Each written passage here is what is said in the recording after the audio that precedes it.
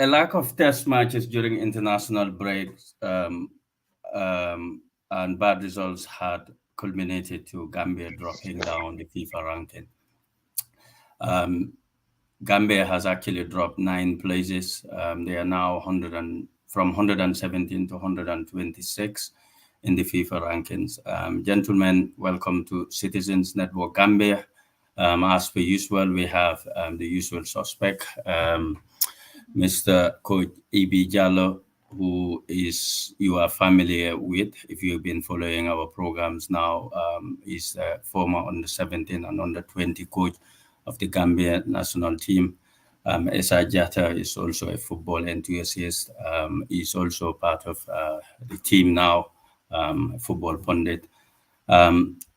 Gentlemen, tonight we want to discuss some few things regarding the FIFA rankings and the sort of connotation it has to football transfers that is happening in Gambia, especially our players leaving the Gambia, moving to places like Eastern Europe and other countries. I've started actually with the FIFA rankings, and that is because, like I said, it has a connotation to the transfers that happens. But I will start with Coach. Why does it matter, the FIFA ranking? Why do you think it's important? Especially, I know some people might look at it and think, okay, does it really matter? You know, if we're going to win, yeah, go on. I just want to get in. Sorry. Yeah. Can you hear me? Okay. Okay, Coach is trying to. Okay. Are you okay now? Yes. Yeah. Baba, your camera is Sorry. off. Can you just put the camera I am. on now? Yeah. So going back Yes, to the I FIFA, am. Yes, I am. yeah. Um, Going back to the rankings, the FIFA rankings, I said, why do you think it's important? Because it's something that we tend to play down as if it's not that important, especially in the Gambia. People just might assume, okay, it's just a ranking. As much as we win our football matches, it doesn't matter who is above us and who is below us. But if you look at it properly, this actually had some sort of ramification when it comes to football transfers, especially if you are living in a low-ranked country and then moving into the elite leagues like the Premier League or all these things. Why do you think the FIFA ranking matters? Good evening, viewers, and thank you for having me again, Mo. Yes, in regard of the rankings, people tend to downplay it, but because of the ranking, that's why always we are on the elimination rounds. We don't go to the proper round, qualify rounds. We always have to go do it the hard way and the long way, which is the elimination round. And not only that, on when we qualify for a tournament as well, if our ranking is very low, we are not seeded on the top pots. We always put on the underdog pots, which is also not good enough, and stuff like that. So there's so many things that the seeding can affect, really and truly. And now going down to 126. Makes it even worse, because if it stays like that, I hope not, but if it stays like that, which means the next AFCON qualifiers again, we will have to play elimination round before. There was a time when this seeding ranking thing have to affect our players to come and play in the Premier League, but those days are gone now. But still, there are points that since the UK left the EU, now if every country outside the United Kingdom, a football player, you need to have certain points. That depends what league are you playing on, what country are you playing on, and stuff like that. So there's a ranking on that individually, but rather than the country like it used to be before, where you have to play 2 years of your national team, last 2 years, and 85% of your national team games, and senior national team for that being the case, unless and until if you are an exceptional talent. But yes, the ranking have a real kick on the teeth on it, to be honest. But then it got to do with our last 3 games, against Congo, against Burundi, against Cote d'Ivoire. These are the last 3 games that bring our ranking back down. But I hope during the course of the AFCON next year, we will move up again a little bit. If we manage to have at least a win and a draw in the group stage, it will move us back again up. Thank you. I come to you, Baba, now.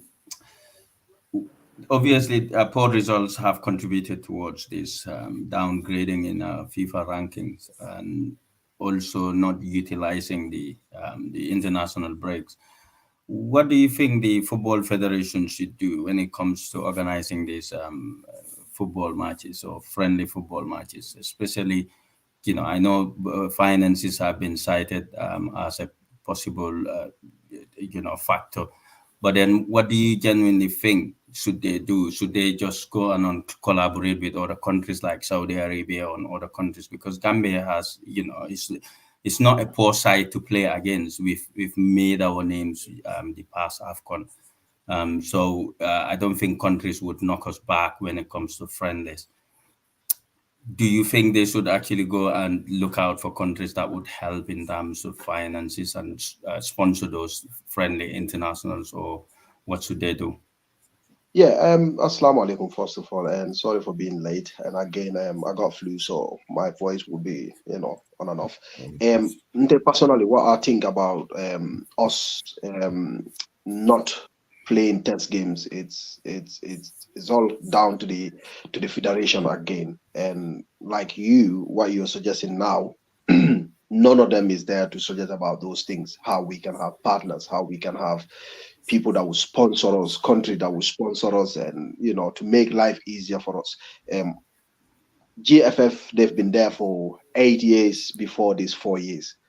So if they can't do anything the last 8 years, I don't think they can do it again, because at the end of the day, if you're in the office, you should be thinking about the future, what you're gonna do, plans, test games, everything.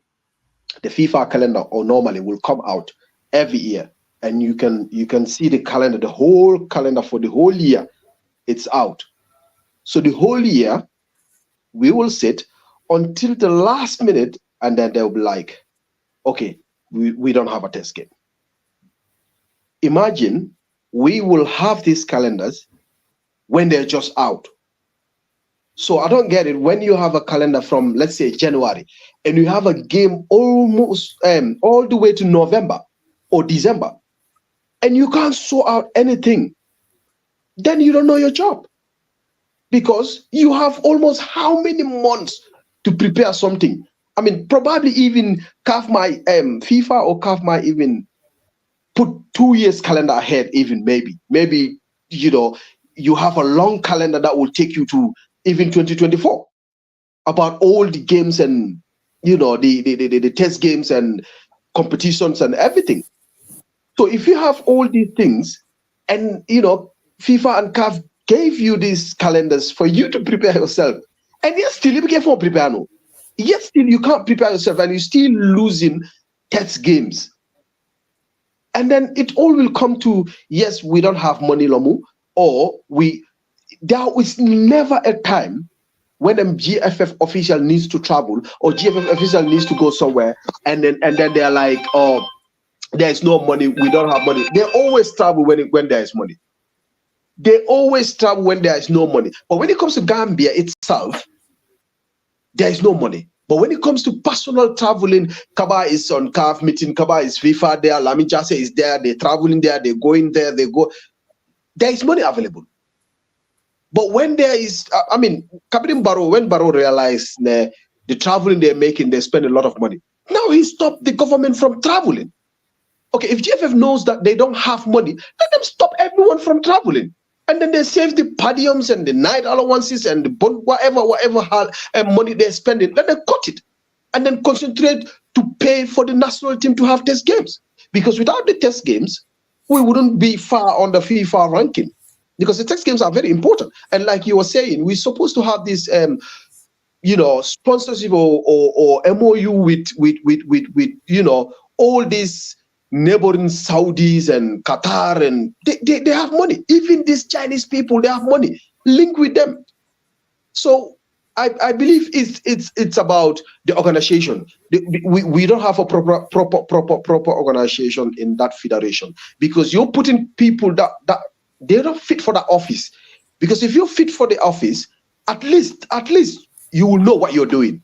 Then you have, like I said, we have almost how many years to prepare ourselves, how many months to prepare ourselves. And then when it comes to that month, and then we'll be like, Amun Halis. Yen hamgen Amulen Halis dipi 2 years ago.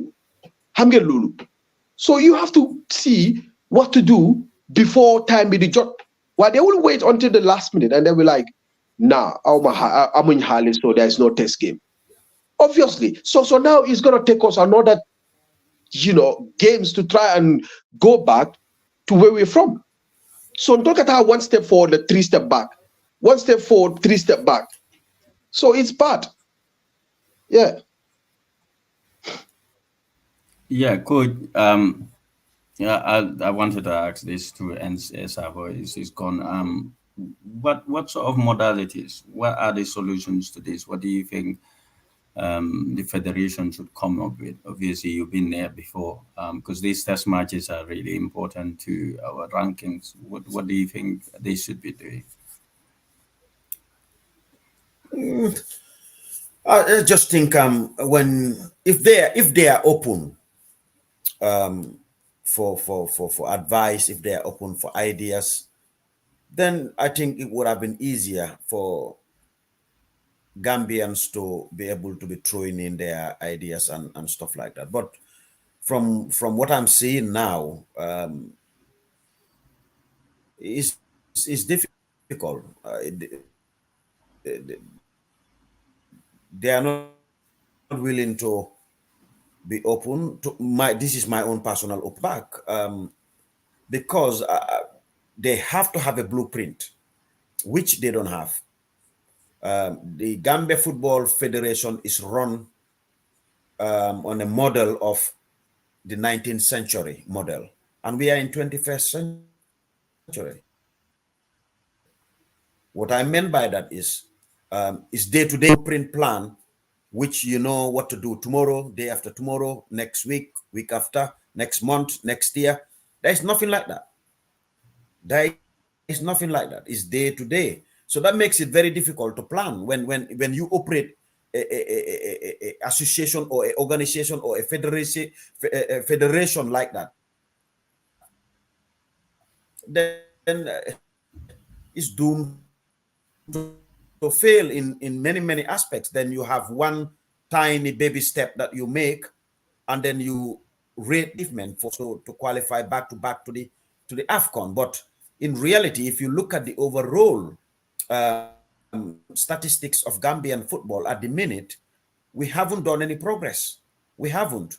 But it's the baby step that we have achieved that is what is covering up the shortcomings that the federation is having and continue to have.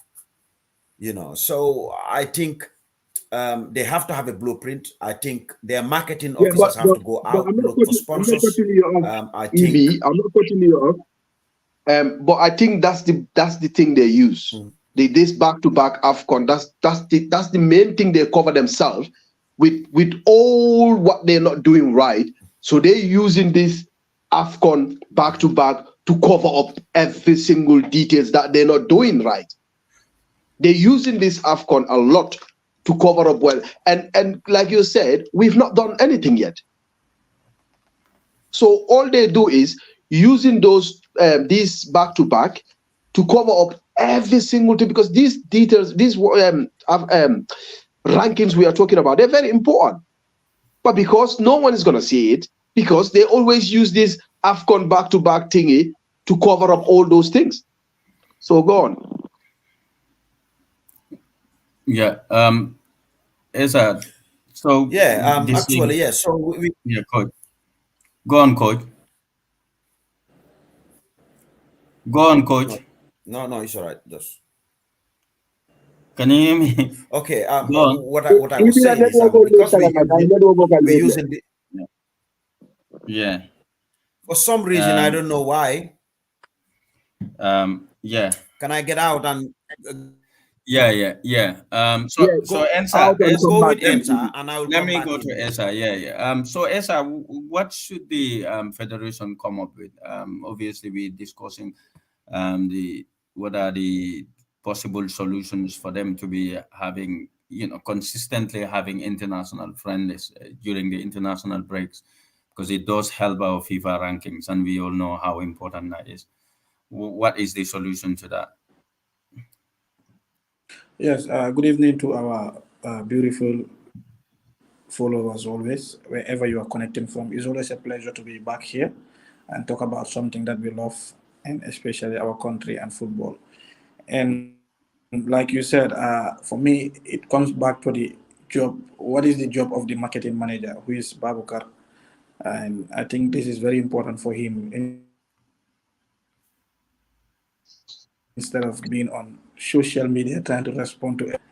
I think this is the best time whereby we can see his potential and see the impact he can bring for GFF. I hope you are hearing me.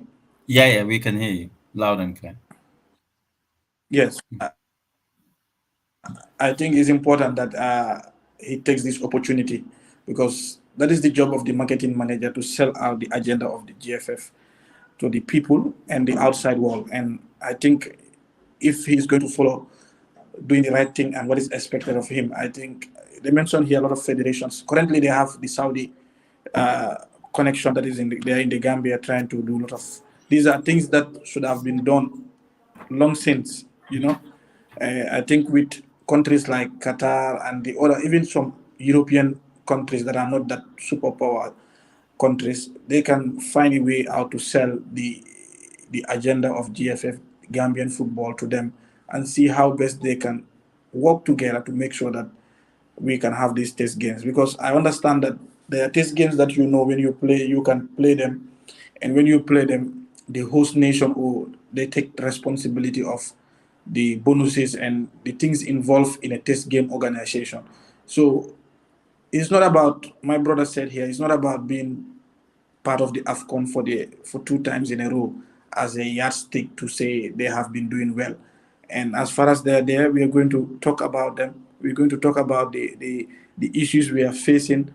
And through this conversation, if there are people that are ready to walk and listen to people, they will be able to know that they're doing this and that which is wrong, and they can improve by listening to people. So I think there is still opportunity for them to listen to people and make sure that they don't take people as enemies, but take people as people who are ready to help them in outside the GFF to make sure that, because after all, we all love Gambia. We want to see Gambian football, anything that is pertaining to Gambia to grow. That's the only purpose why we are here. If not, I'm not paid money, you are not paid money, but the love for our country, to see our country excel, and the people being part of the system, the young people that are engaged into sport, to see them fulfill their potential, help themselves live a standard life with their families. That is the sole purpose of we coming here trying to talk about football and other issues as well. So I think Babukar Kamara, a brother of mine, I know him. We do have conversation previously, but I think he can do much more better than currently what is happening in terms of test games. We can use him, send him out to go and sell the agenda of Gambian Football Federation, their agenda in terms of football, and see how best they can have more connection to make sure that not only through football test match, but even capacity building, whereby they can train the grassroots coaches, referees, like anything that involves into sports, they can enlarge the capacity of the people. Because if people's capacity is improved, then obviously there will be improvement. So that part is very important. Yeah. Yeah, thank you, sir. So obviously we started from the FIFA rankings, and that is because, like I said, it has a connection to what we wanted to discuss about today as well, and that's football transfers. Now we have a lot of players leaving the Gambia now, especially, and we're all proud. We want our players to play in abroad, play in good teams. Obviously, there is always controversy surrounding this topic because there are players moving into clubs that are not nowhere near the elite level. We want our players to be playing in very good teams, teams that are even better than the teams in Gambia. Obviously, you might argue poverty plays a part in this. Some of these players need the money and they just need to go, whether it's good or bad money, but it's always better than what they are having in Gambia. So, but what it is we've got all these players leaving the Gambia at a very young age. Most of these players, 19, 20, 20, 22, just, going into their peaks. And mostly they move to clubs like in the Eastern European clubs, or even in the Scandinavia. There is an argument that's been made, and the argument is this is, like I was looking at the amount of players we've got, and it's nearly 187 players now playing abroad. And the argument people make is this is actually good for the national team because it helps, because it gives us a bigger pool of players. Your thoughts on that, coach? What do you think of this? Is it something that you buy into this idea, or is it just a fallacy? Well, I think it's two sides to it. The first side I will be talking about first is the human side of it. The human side of it is what you said on your monologue is poverty, okay, which we all have to understand and respect. We all went through that. We understand why people will leave home to go and seek a greener pasture somewhere, even if it means that you will take that extraordinary risk, which is fair enough. I will not bash any player or any club for sending these players so early to certain leagues where some of these players will go and end up sinking, will never come back up, and stuff like that. And it becomes very sad. For the past few years now, I've been seeing and hearing some of these young players who have been traveling outside the country to leagues somewhere in Africa, somewhere in Eastern Europe, like we rightly said, even all the way to Israel, second division and third division, not even first, second and third division. I mean, I have no problem with it because it's their life. They have to decide what is best for them. And what you rightly said, what they are paid overseas, they are not paid a fraction of that in the Gambia, which is fair enough. But the other side of it is it good for our national team? I don't think so. I don't think so. Because having traveled exclusively and still traveling exclusively in so many countries, scouting for players all the time for clubs and stuff like that. There are certain leagues, believe in me, it's only the money. That's the difference between them and the Gambia. It's only the money. It's only the money. That is the difference between them and the Gambia. Okay, I think if this money was available in the Gambia, most of these young football players will stay in the Gambia and play. But the money is not there. They have a family to feed, and like the human side of it, where we take responsibilities very early in the Gambia. At a young age, we take responsibilities, and this responsibility end up affecting us in many ways and stuff like that. But for the national team, look, when I say we have good players, but we don't have a marquee player and triple A plus player, we don't have that quality. We don't. And when you say these things, people think that, oh, is he crazy? Is he going after us? Is he not supporting the players? No, I'm not saying that. I'm not saying we don't have good players. We do have good players. But do we have that exceptionally talented player single-handedly who can be winning games after games after games, tournament after tournament for us? We don't have that yet. And it's not the fault of the players, because we are not lucky to have registered and regulated academies in the Gambia. We don't have that. Anybody can just get up and open an academy. Well, it's not an academy. You just open a football center and say it's an academy. And when we ask you, what is your formula? Where is the program for the next 5 years? Where's the blueprint for the academy? What age? What are you trying to teach them? They can't even produce these things. It's difficult. So Gambians are naturally gifted. We have talent naturally, but this talent is not nurtured properly the way it should be nurtured. So then when you come to Europe at that young age and you have been thrown to Eastern Europe, they don't have time to nurture your talent. They throw you there. They want you to play. These clubs will not have patience. So if our players, young players, we are moving up to the 5 top leagues, or say 6, 7 top leagues, that is probably England, France, Germany, Italy, Spain, Belgium, Holland, you have to go through reserve team training before they can fast track you straight to the first team. You have to go through the reserve team. You know, they will develop you, they will help you. But then if they throw you to some countries in Kenya, you know, some other countries like in Botswana or wherever you want to call it, you know, or they bring you to Latvia, Estonia, you know, no disrespect, Bulgaria, no disrespect to those countries. They play in professional football, but I've been there many times, and I've seen the football they play. That's why you find those leagues every single season, 1 or 2 clubs are the winners all the time. Take, for example, a country that I am very active in Finland. One club, HJK, Hoiko, have been winning the league for God knows over 10 seasons in a row.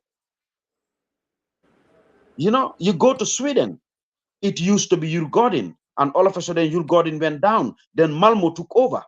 And since Malmo took over, they've been doing it every single season. So we need to start having players, you know, to these bigger leagues, for them to start somewhere. Then they will learn the basic things. Their talents can be nurtured, and they will have a breakthrough in the bigger clubs. Then we will start having a marquee player who 1 or 2, 3 good players can win us competition, can take us very far. But at the moment, what we have is good players, but they are not good enough to complete the job. They are doing their best, their utmost best, and I always say they've took us as far as they can. That's where we reach at the minute. It's just like 17 years ago when we was there. We took the teams, the clubs, as far as we can. And then this generation came and took them more than where we stopped. So this generation did far more better than us. And that's the truth. But the next generation will do far more better than them. But for that to happen, we have to start regulating the academies. We have to have a blueprint for the academies. We have to nurture these players. We have to be very careful where we send these players. But if you send in these players just to have a $10,000, $20,000 a transfer fee, and it's very sad. It's very sad. The most of them 50,000 at most. But yes, I've known Adama's transfer is completely exceptional. It's different. Steve Biko have made whatever they made. I'm not here to disclose what they made. That's not my thing. But it's an exceptional. And he went also to a good club, and he started exactly in the reserve team, building up his talent over there. And now he is sitting on the bench, and eventually you see him. So you see other boys who are doing very well, like Ablai Jallo. He's been there for a while and stuff like that. That's why when he plays, you can see the difference. You know, you can see. I wish people like Musa Barrow, Badamosi, even Asan, they were a little bit younger, and they could have been having breakthroughs in this leagues, these bigger leagues in Europe. That would have helped their talent. But unfortunately, they are reaching to their peak at the moment. They have to do what is best for them, which means they have to go for a bigger contract to get a better retirement at the end of the day. You know, and nobody can blame them for it, because we all have responsibilities to take care of, and that's the thing. Yeah. Oh, thanks, Coach. So looking at going through what Coach has said there, the academy is really, really important in.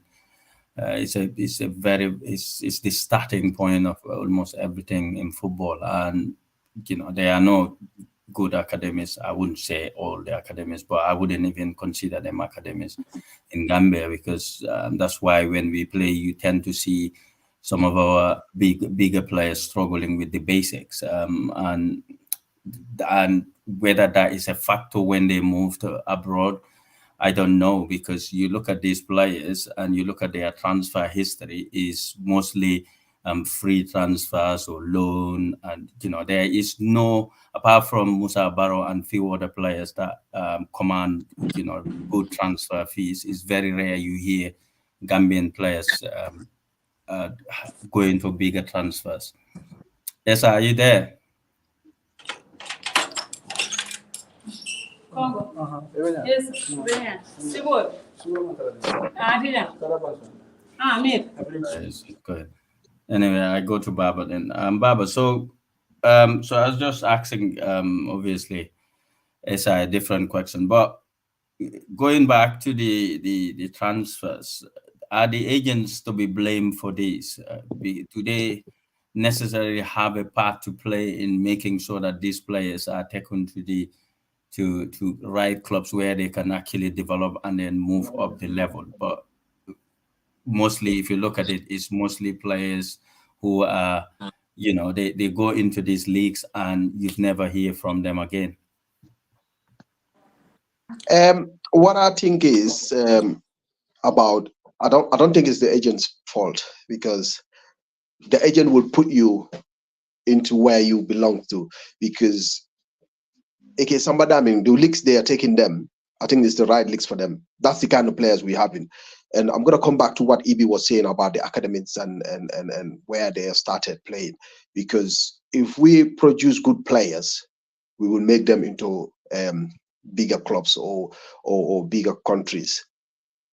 Because when you see when you go to Senegal, they have these proper good academies that have proper good coaches, and that have A license and B license and UEFA Pro license. So from Senegal, you can have a kid from Senegal, 19 years, straight to Marseille, straight to Bordeaux, straight to any bigger clubs. But we can't have that in Gambia, because if you watch our league, Neliko Jibe, and you see these players, the way they're playing, you can tell that the coaches behind them are not giving these kids good proper training. No disrespect to the coaches, but you can't blame them, because the coaches, that's what they have, that's what they got. So it's the same thing they're gonna put into those kids or those lads there. So the thing is, the league, it doesn't have a sponsors. The league is not going to be professional league. So the players we're going to produce are going to be the players the agents can take them to. Because if you have a player from Gambia, it among possible you cannot take that player to Marcel or any other thing. I mean, even look at Adama when they brought in Adama from Gambia. He played with the national team. He was scoring goals. It's not about the league. You think if Adama doesn't play, Adama was playing the Gambian league for so many years, but because the AFCON, he have played a very good game. So the clubs have to, the bigger clubs have to see him and then go after him. So if it is only like, if he was only playing in Gambian league or only playing in Gambian league, and he've never played this AFCON or anything, he's still gonna be there. Not even only Adama, all those under U20 players, they've all gone because they've went to AFCON. So if you have to watch Gambian League to pick players from there, you got to take players that will go to, like Ibi is saying, this Romania, Estonia, Israel, Botswana, Uganda, because that's the kind of players we are producing. So the system has to be changed. We has to start. We should be putting these academies, proper coaches.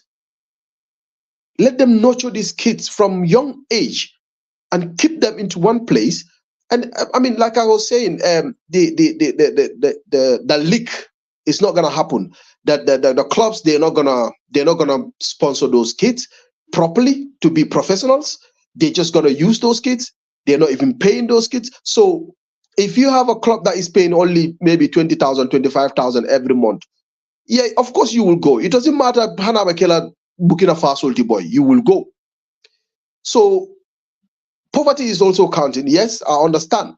But are the clubs ready to pay 20K for each player? No, they can't, because the clubs, they're not having sponsors.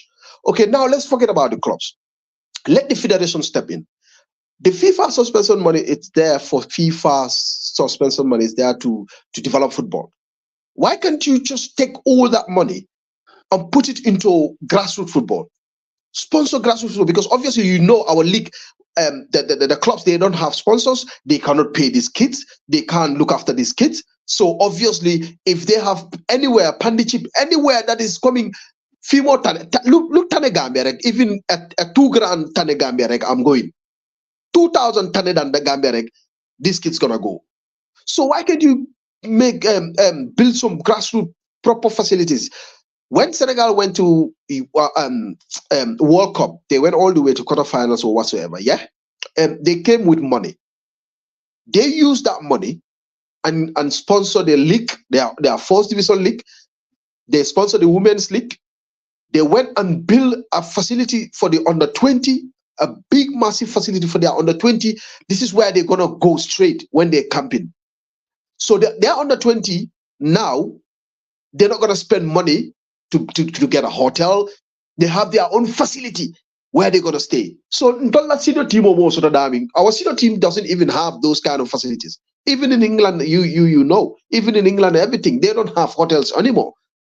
They have their own hotel and training camp. Everything is there. They will go straight. So they don't need to pay hotels and everything. Their FA provide those things for them. So it's the same money that we had from when we went to quarterfinals in AFCON. When we came, everyone was thinking about that money. Is gone. So now we never think about the future. We always think about how I'm gonna finish my land in Gunjur, how I'm gonna build my house, how I'm gonna roof my thing, how I'm gonna buy a new Pajero, how I'm gonna. It's sad.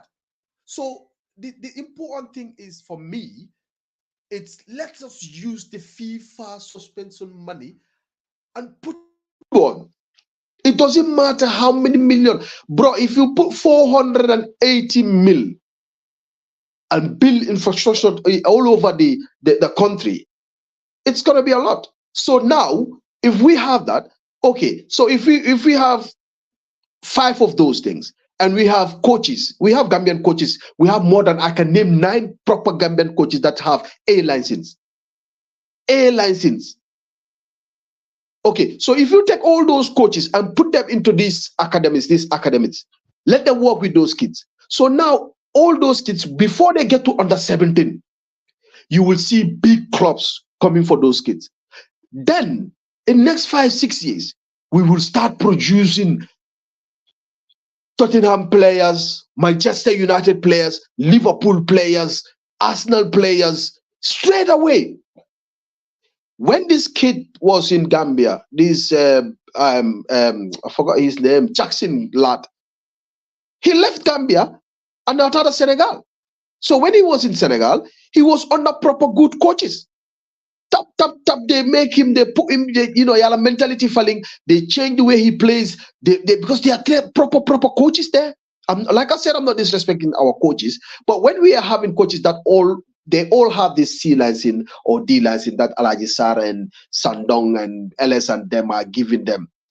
So what can they put into those players to make them brilliant players or massive good players? So for me, I think we definitely need to start with the grassroots. We need to invest in grassroots football. We need to proper invest in grassroots football, and then we start producing big players. Like you said, we have 150 players that are out. But if you check, only 10 players are playing bigger clubs. The rest is Dolbe Israel, Wulol Konojala, Dolbe Bangladesh.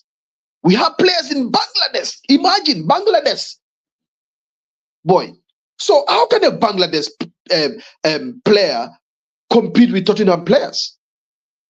So Senegal, the reason why they produce, if you check Minter's case last week, I've told you, if you check Minter's case, Minter was in Gambia playing for Steve Biko.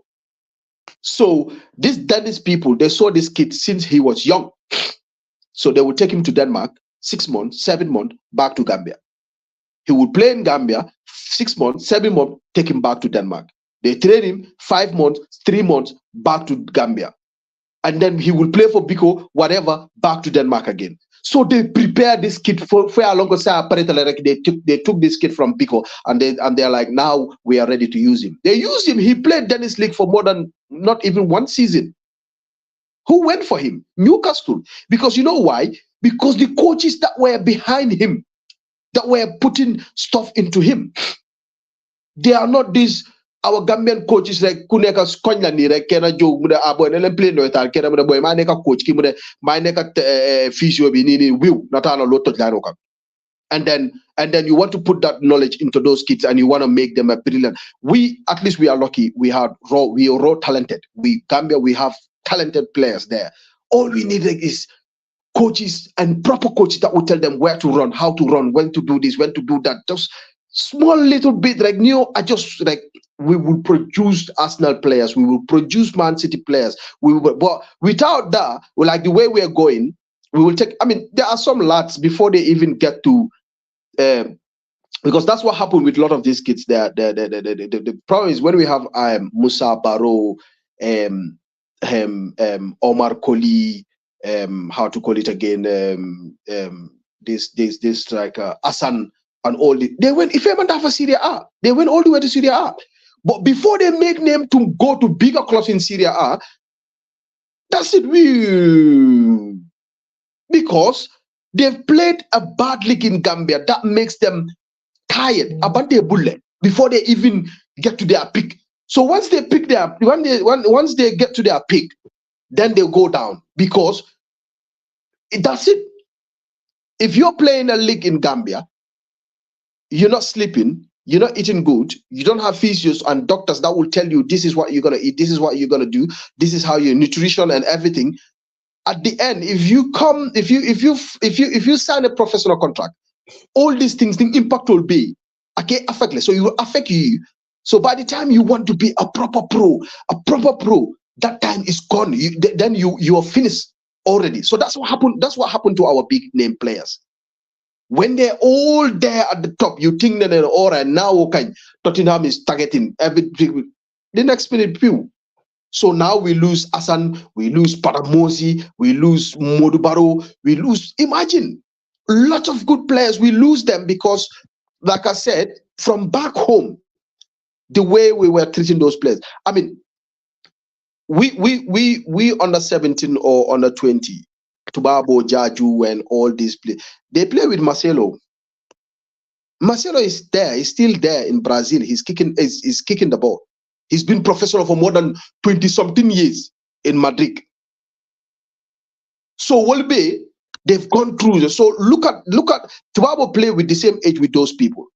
Yeah, Tubabo left professionally. He retired almost about how many years ago? Maybe 6 years ago. And Marcelo still now he's kicking the ball. So okay, these people, they've gone through a proper academy, the nutritions, the facilities and everything, it's smooth, so they will survive it. But for our players at the moment, most of them that's it for them. And they're pretty young. U20, all these kids that are in U20, trust me,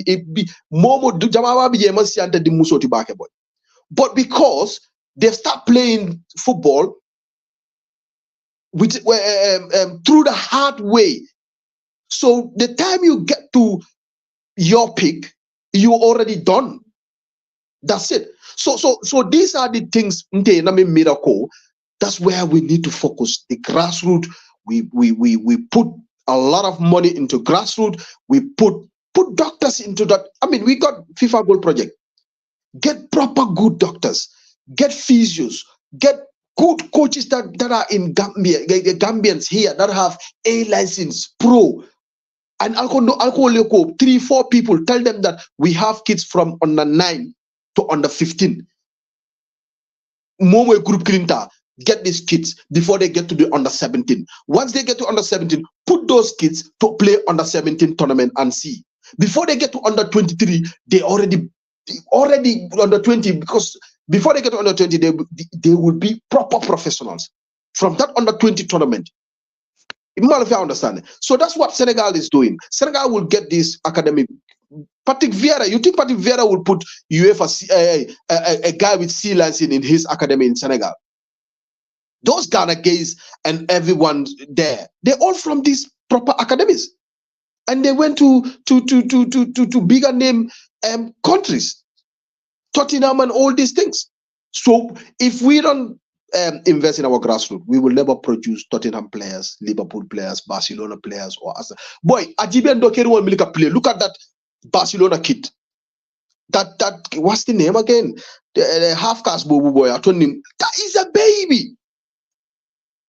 He's a baby. He's playing in Barca because he's from Barca's academy. You go pop, and then you are there. So if we're not starting that, then it's not going to happen for us. We always going to produce this kind of how to call it, the players that will go to, because you cannot blame the coaches, the agents, because agent will say you cannot take a Gambian player from Gambia. You can't go, I'll take you to Tottenham or I'll take you to Real Madrid or Barca or whatever. No, because they will just check the background and they know he's a Gambian player, and Gambian league more 16 GB, because it's a boring league. They don't play proper football because the coaches that are training them, they're not giving them proper training, because even the coaches have not been given a proper training coaching courses. Send the FIFA got all those links. Go to the league, take 5 proper good coaches in our league. Ali Samba, Malaysia, anywhere. Tell them to go and do B license. CAF or FIFA will pay for that. It's simple. But the thing with us is anything that is not giving money, we're not interested. Yeah. Thank you, Baba. So Esa, I was just asking you about the, obviously you guys touch about the issue of the academies, poor academies in Gambia, or not proper academies in Gambia. Is this a factor that sort of affect their progression when they come to places like the Eastern European clubs or to these clubs? Obviously, football at this level, regardless of how low their league is always at a higher level than the Gambia. What you would get away in a Gambian league, you wouldn't get away here. Your basics. Do you think it's a factor why their progression? They are not really. Most of these players are not progressing.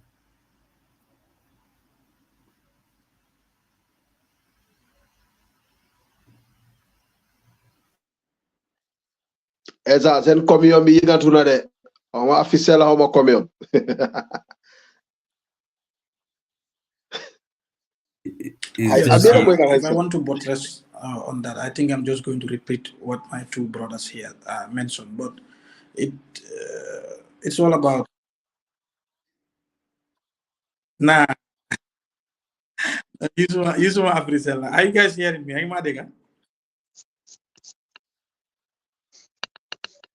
Are you hearing me?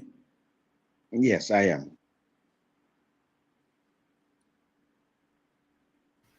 Go on, Esa. Okay. Like I was saying, if I want to talk about no club, no club sama. Gambia ada logo balfoto. No Gambia boy, ala market, Gambia market.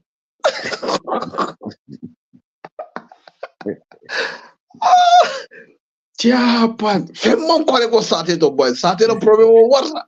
Anyway, Ibi take over. Yeah, Coach, I'll just come to you. Obviously, we did mention the players leaving the Gambia and going to these places, and I did ask. I don't know whether Baba he was here. Those the agent have anything to play in this? Just sort of he's back again. Okay, go on. My internet is just going crazy, But for me, it is like I just want to see leaders that are having the vision to think about the future, because that is the most important thing. Brother Baba here is there, and Coach Ibi. They've been in the Gambia. They have seen how football have progressed over the years. But I think the people that are there in now should also think about how to elevate Gambian football.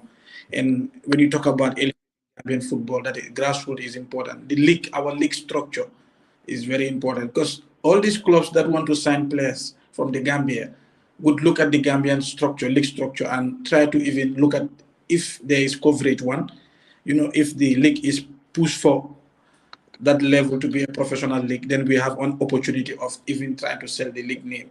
But our league is below. You don't even call it below professional. It's below professional, you know?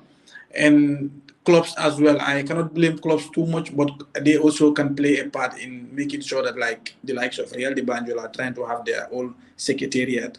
Hawks, they are trying to have their own grounds. If I know it's not easy, but if all clubs are trying to move to that direction, we'll also propel the federation to also see how best they can match up that, because in the Gambia, at least, if every 2 years you have one player that you sell out, even if the money is not much, you can or find connection where you can try to get a land, build your own area secretariat. This will also elevate the next stage. But like I said, you cannot blame them that much, because financially, if you want to talk about clubs, the way they operate is so difficult. Even transport, to get transport to take their players is a problem. Talk less of trying to purchase a land and trying to build something. But it's the grassroots is very important. You, Baba mentioned here Senegal. We have seen how they dominated Africa for the past years from these youth levels, because they invested. It's clear. When you invest, you will get. I don't understand why these people in that office there, or the people running our football, cannot see that vision. It's something clear. Let them go for it. Let them invest. We need to. When we invest, we will see. We have seen the likes of Comoros recently. They play good football. Comoros, I don't know if you've been seeing them. They're playing good football. Mauritania, they just build a like proper administrative for the Mauritanian FA. Proper. Cape Verde, we have seen here, Cape Verde. Countries that Gambia were beaten, like Guinea-Bissau. My brothers here can tell me more. They that lose this when they were beating Guinea-Bissau. But all of them are going back to the drawing board and see where they can improve. This is my only thing now. I need a leader that is coming 2026 and think about the future, but not the instant results that is qualifying for AFCON. What benefit do, like, we went for AFCON. Which player did we sold to any club after playing the AFCON? I was thinking we were going to sell a player when we had that good performance. That tells you that that performance, that level to AFCON is still not giving chance to our players. Let's go back to the drawing board and think about what can we do for the future, for the next 5 years, even if it means canceling participating in all these tournaments and focus on rebranding, like Coach Sandong said, rebranding. I don't know, rebranding or what, when they came up with the slogan. But I think it's important. I need a leader that is having the vision to think about how to elevate young prospect. We have talent in Gambia, we have talent, but how can we help them to grow? Like I said, if they connect with these other bigger federations outside the Gambia, where they can take people to go and help them develop capacity. Capacity is everything. Human resources, like developing the resources of the people that you are working with, trying to give them another stage, send them away to learn, and when they come back, let them implement it. The gold project we have seen is terrible. Even you go there, it's all grass. If you can turn it to a rice field, let them turn it to rice field. It's better. The We only have a place that toilet of is 1 million. You're saying what? We have a toilet of 1 million. It's good. That's just a toilet of 1 million. You know, there was a time 2 months ago when there's one journalist that went around the toilet and took a picture and said the most expensive toilet in the Gambia, and it was causing internet fracas. You know, but I think that gold project can be a startup because it's in the heart of the Gambia. It's not far from the social amenities they want. But that land is big. You can have 5 more pitch in that gold project. 5 more pitch. And you can build a mini hotel where you can, like, a lot of our Gambian players even struggle, like people in the division playing in the first division, don't even to speak English language. But having these young people nurtured, they are teaching them basic about education, important how to manage their career, their money tomorrow financially. In that process, from that age, let them try, like, take on the 10, on the 12. Senegal, I've seen there on the 12, on the 15. They are doing very well. They're academics. I was following one academy on Facebook. The structures they have, I'm like, wow, this is an academy? Like, the levels, the way they train, I don't know. The academy is connected to Lyon, directly to Lyon, and they produce players like every 3 months. They take them to their best 3 players to go to Lyon and do training with them, you know, and it's going well. Why not here? The academics here, I have friends who even have academy, like my coach EB said. They just gather, meet, train for the morning, finish. When they have test match, they organize. There are no structure. There was a time I had a conversation with this brother. I said, can you try register your academy in the Canifin FRFA? At least let them recognize you. From there, you can think about how you can get connection with the GFF. And he said, oh, that's a point. I said, this is what you should be thinking now. Register your players, have their names recorded the day they join you, everything. You don't know what will happen tomorrow. A player might, someone might take your player, and having these records can help you gain something in future sales. And he was like, oh, I said, this is what you should be thinking. How many academies are thinking in this way? But it has to start from the GFF, trying to make sure they can open a database where they will have all the academics in the country in that database, from Basse to the combos here. Any academy that should play in the country as an academy should be registered in that database, where the detail of every child is there, with their age, their left foot, their record over the years. If they move from one academy to another, it should show in the database. And when it comes to future sale, it's easy. They will just track that database and supply it to the future buyer, and that makes it easy. But if the GFF is not doing that, it becomes difficult. The people that love football also want to gather kids around and just call it as an academy, and they just try to get money out of it. Like, every month they pay $100. Every academy player, if you have 300 kids, every month for training they pay $100. How much is that? That's money. They just buy them small training bips, cones, and 10 football, and they're good to go. The kids love it because this is a place where they go to have fun. When they have test match, they contribute. When they are going for football matches, they will tell them pay 25 each for the transport, and but they love it. They don't understand what is behind it. But the people that are managing it, they are not doing it the right way. But they don't have support as well. But we need someone with the vision to think about Gambian football for the future, to be honest. Yeah, thank you. You mentioned data there. I don't think Gambia keeps any data. We even struggling to know who our all-time goal scorer is. People are mentioning us and she says so that that's a different topic to be talked about. We don't keep data. Just going back to the issues of this transfer. Obviously, like we said, they getting all these players, moving them abroad. These football agencies or these individual agents. And then if you look into most of these transfers, most of these players are, they don't know most of these things, and some of them are just desperate. And you tend to have these agencies that take advantage of these things, and then just take them, and then give them any, they wouldn't help these players to get good wages or good good packages in terms of the transfer. Your thoughts on these agents and these football agencies in the Gambia, taking these players everywhere. Oh, bro, there's so many things that is super wrong. The way football is run in the Gambia, before, now, And still going forward, we are not seeing no way out in the way we go about things. I found out most of these players will sign a contract with an agent that they only met online, never met them physically. Because this agent have sell you some idea, some dream, and you buy into this dream and just put your signature, date of birth. If you have a passport, your passport copy, give it to them. Now they control you. Now somebody have an opportunity for you, that person can get involved.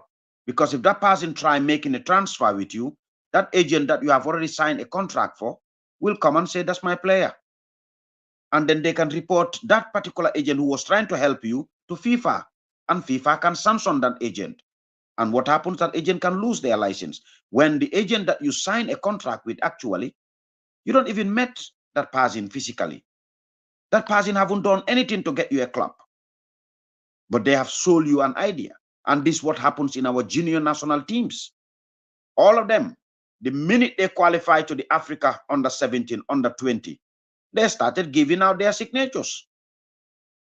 And now by the time you have something for them, you found that they've already got contracts with agents who haven't done nothing for them, haven't even met them in person. So it's difficult. But for these things to be happening, really and truly, we have to blame ourselves, because the structure is not there to regulate what happens.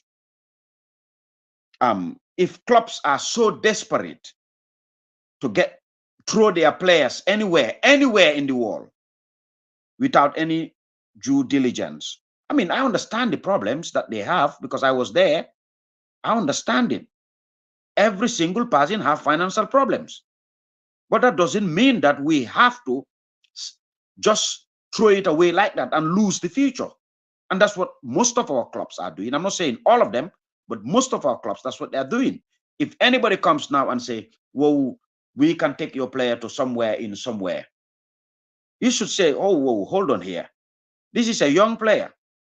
Yes, as much as we want the player to earn, but we can see this player's future somewhere in Western Europe rather than Eastern Europe.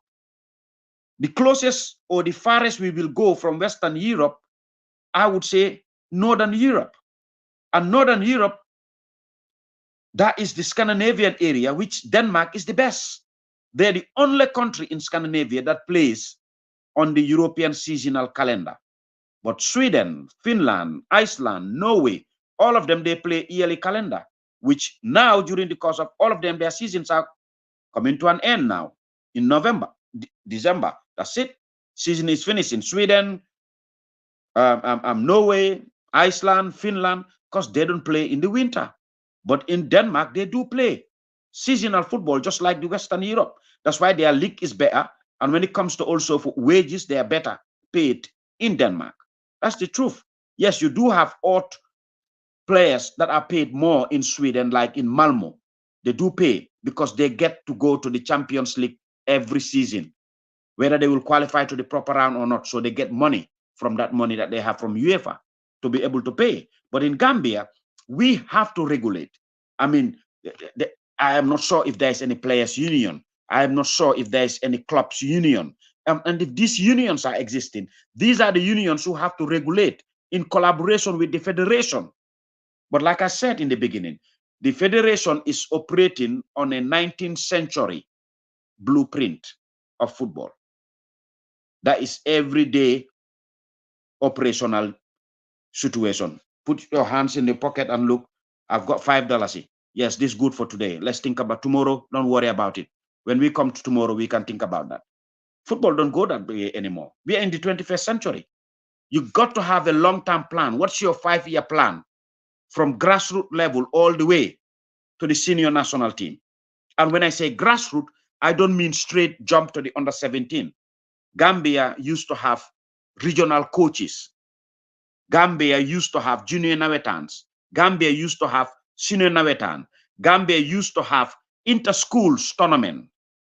You know, these used to be feeders completely, all the way to the junior national teams, all the way to the national league and everything. But if all the structures are not there, I mean, what progress do you think we are making? Come on, man. What progress? If me personally sitting here, the only progress I've seen is our national team have qualified to the AFCON twice in a row. Our youth sector was doing far more better. Our under 17 and under 20 have been doing far more better than our current under 17 and under 20. Let's be honest here. We got under 20 that have qualified to the Africa with Matar in Mauritania. We got under 20 that have qualified again to Africa and to the World Cup again with Lai Bojang. Those are the only two. Where is our under 17s? Which is the core backbone of every national team's success, because them are the people who have to graduate to the 20s, from the 20s to the 23s, then to the senior national team. And most of the signings that happen, they pick these players from the under 20, but they have been watching them from the under 17s and seen their progress, went to the under 20 and they seen their progress. Then clubs come for them, catch them young. This is the blueprint of England. Catch them young. But if you have people running the FA, no disrespect to them, these are people that I know, I've worked with them. But like I rightly said, for example, right now, if they were to call me and say, we want you to come, I haven't done coaching for a while. Even though I got the qualification, all I've been doing is scouting. I would say, no, I would help you with the scouting capacity. Even though I got qualification in coaching and I have coached in the Gambia, I've coached here where I am in England at youth level, but I haven't done coaching for a while. I've been doing scouting. So my eyes are very, very good in picking up talent. I can help you on that sector. But we don't have many honest people within ourselves. This is the problem. We don't. When you are not capable of manning a position, are you man enough to hold your hands up and say, you know what, I can't do this. Somebody else is better positioned to do this job. And this is the problem we are having all the way in Gambian football. There are people occupying positions hand on heart, knowing that they are not capable of running that position because this is not your personal property. We're talking about nation, a national team. But you will occupy the position anyway, regardless. You don't care. And you will prepare to fight. You'll prepare to argue. And you have no legs to stand on to argue anything. But this is what is happening. You know, I mean, clubs have to take responsibility. Agents have to take responsibility. But these are all foreign agents. We have only a handful of Gambian agents who are doing these transfers.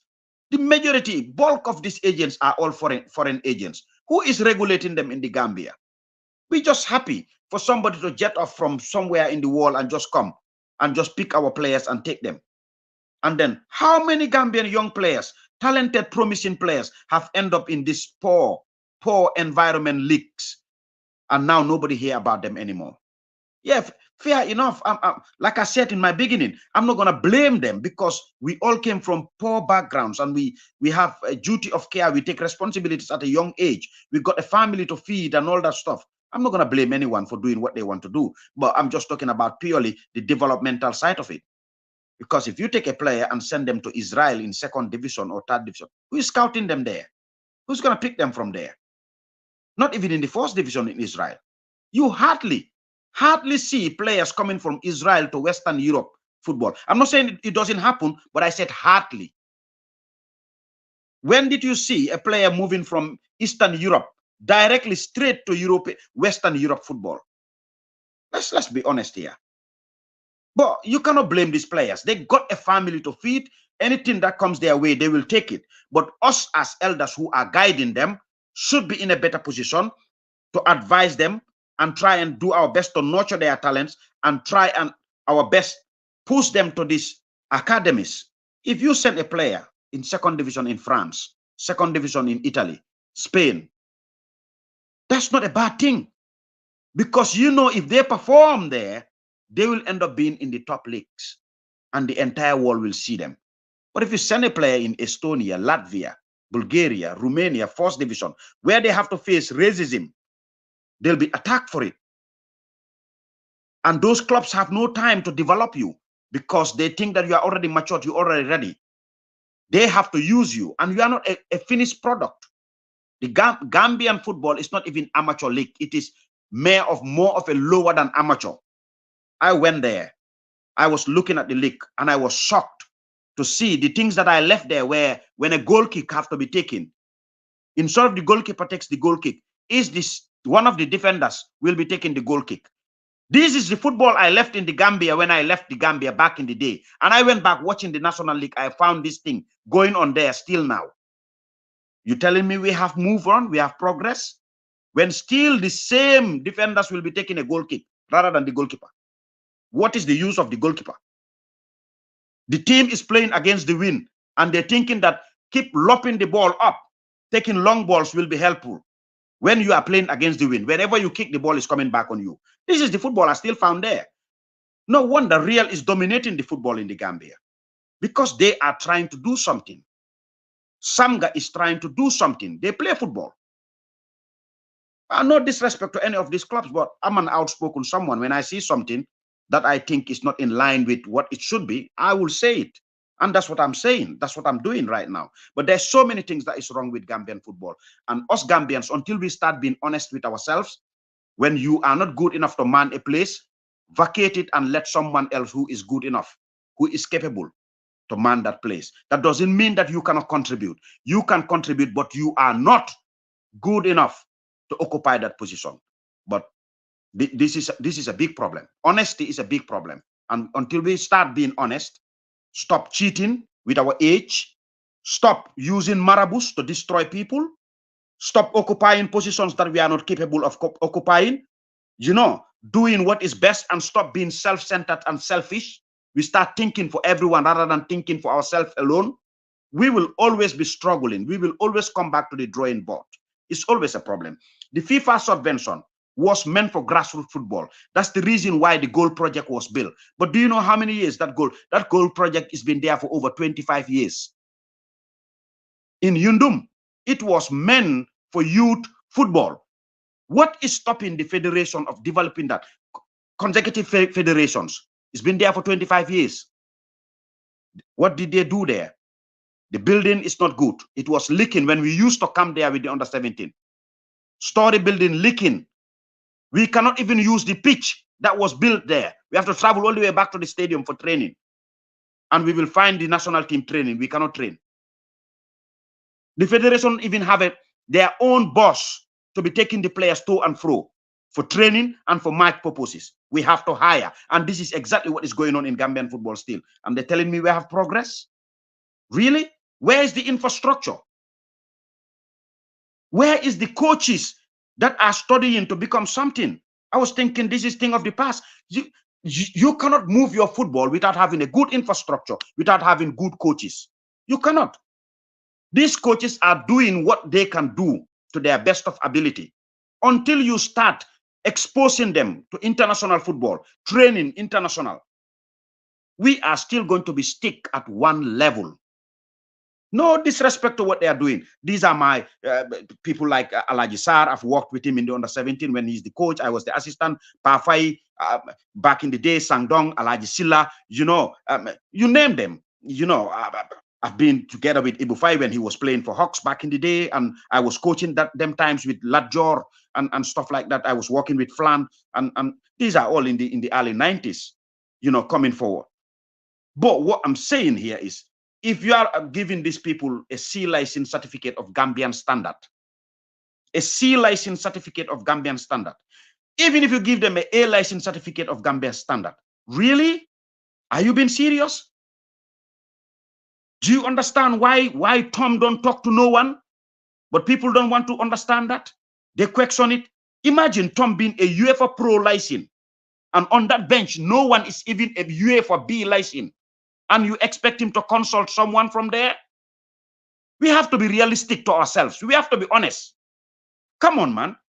The coach, even if he is shit, sorry for my language, even if he is rubbish, he is a UEFA Pro license. And the people you ask to assist him, they are not even UEFA B, not even UEFA A. And you expect him to consult these people? We are not honest. I'm hearing a debate going on, and it's doing my head in. Oh, the ex-players. Yes, they are ex-players. respect to them, and I have that.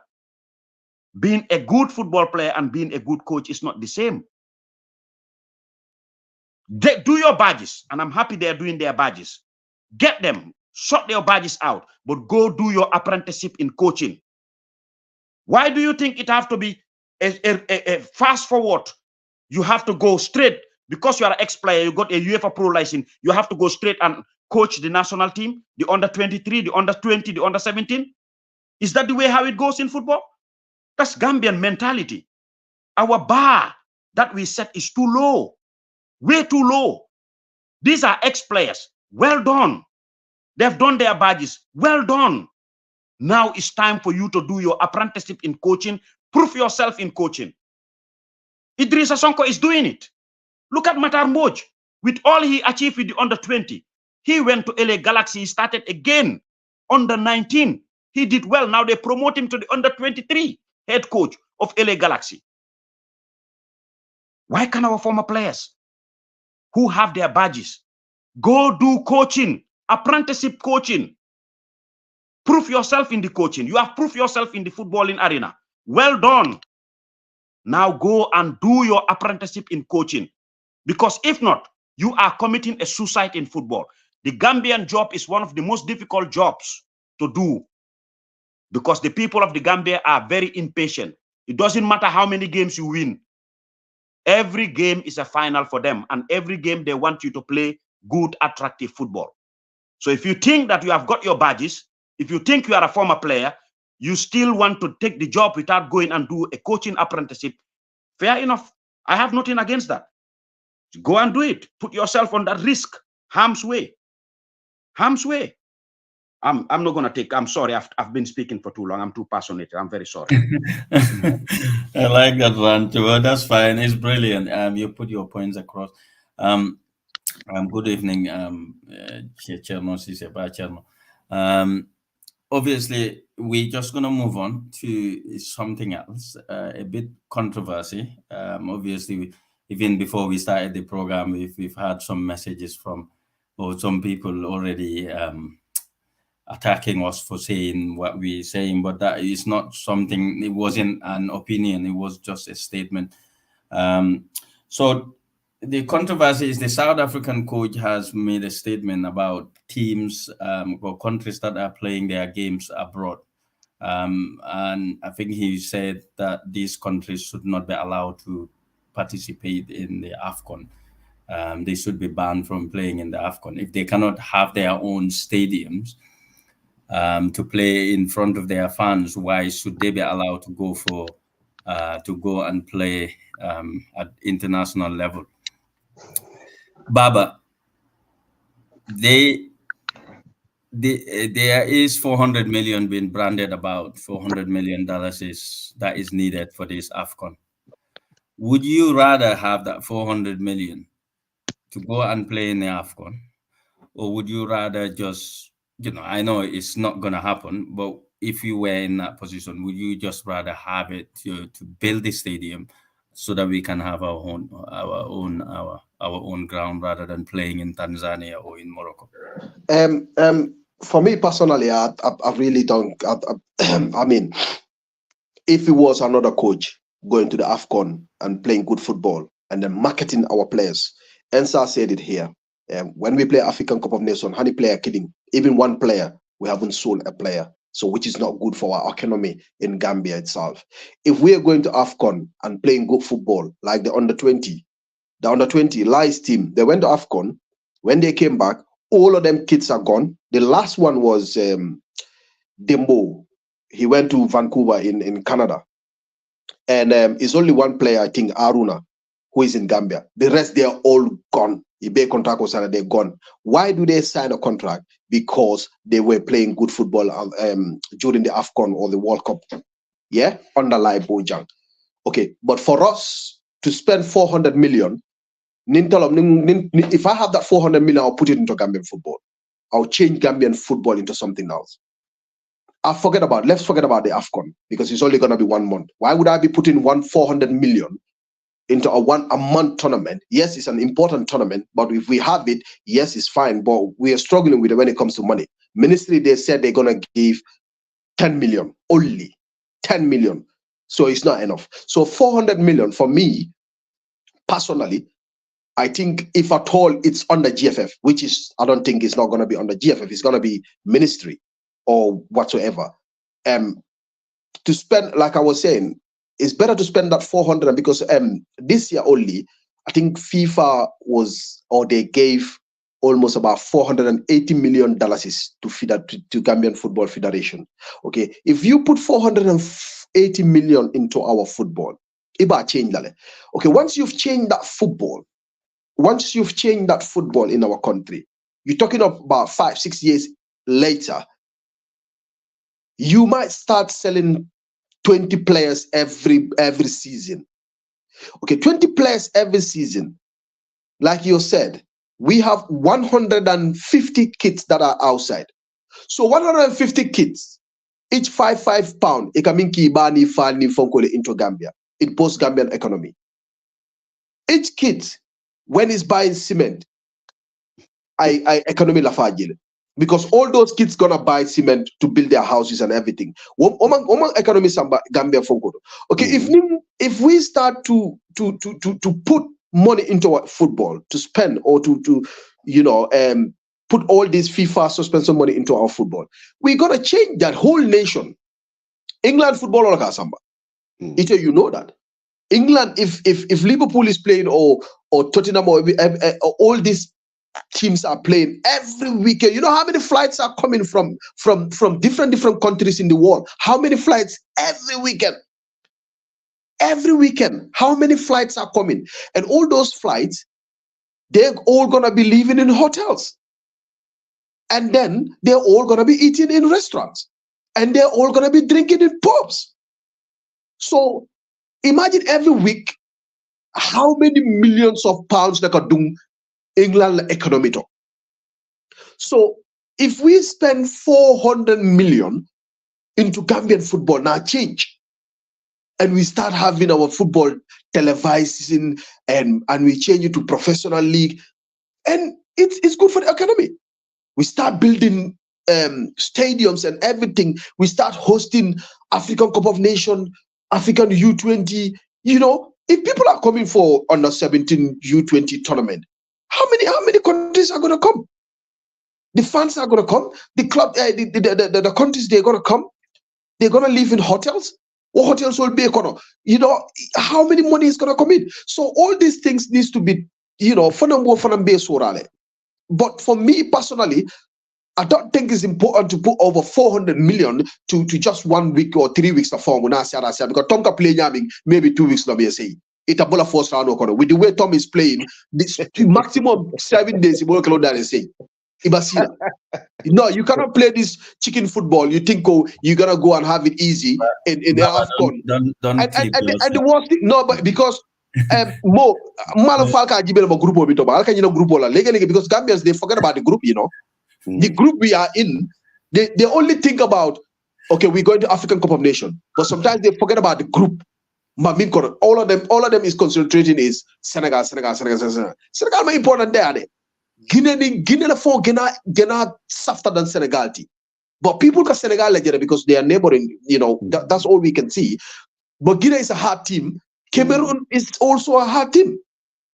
So you think the way we are playing even with these, and not even playing, but the way we are calling our national team, calling players that are not playing, players that are not having teams, and then you want to go with that kind of attitude towards African Cup of Nations.